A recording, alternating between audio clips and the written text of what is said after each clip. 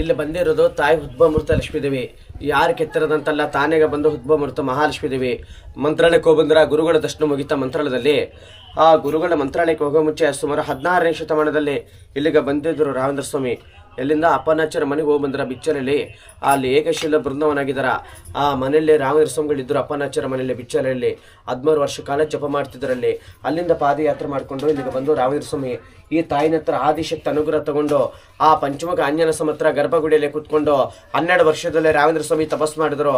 ಆ ತಪಸ್ಸು ಮೆಚ್ಚಿ 5 ಮುಖದಲ್ಲಿ ಆಂಜನೇಯ ಸ್ವಾಮಿ ಅಲ್ಲಿ ರಾಘವೇಂದ್ರ ಸ್ವಾಮಿಗಳಿಗೆ ಪ್ರತ್ಯಕ್ಷ ಆಗಿದ್ದಾರೆ. ಆಂಜನೇಯ ಸ್ವಾಮಿ ಮಧ್ಯದಲ್ಲಿ ಆಂಜನೇಯ ಸ್ವಾಮಿ, ನರಸಿಂಹ, ಗರುಡ, ಏಕಗಿರಿವರಾಹ 5 ಮುಖದಲ್ಲಿ ಆಂಜನೇಯ ಸ್ವಾಮಿ ಇಲ್ಲಿ ರಾಘವೇಂದ್ರ ಸ್ವಾಮಿಗಳಿಗೆ ದರ್ಶನ ಕೊಟ್ಟಿದ್ದಕ್ಕೆ ಈ ಕ್ಷೇತ್ರಕ್ಕೆ ಪಂಚಮುಖ ಕ್ಷೇತ್ರ.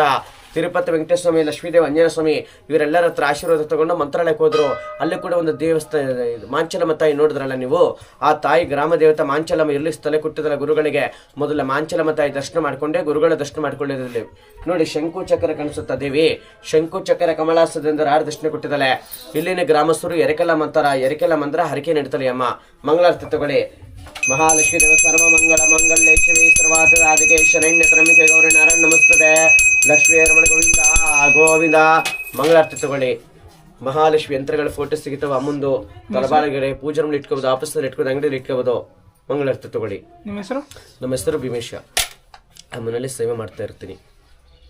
ಮೂಲ ಅರ್ಚಕರು ಸ್ವಾಮೀಜಿ ಲಕ್ಷ್ಮಣ ಸ್ವಾಮೀಜಿ ಅವರು, ಕೊಂಡಿಕೇರು ಕುಟುಂಬ ಪೂಜಾರಿ ವಂಶರು.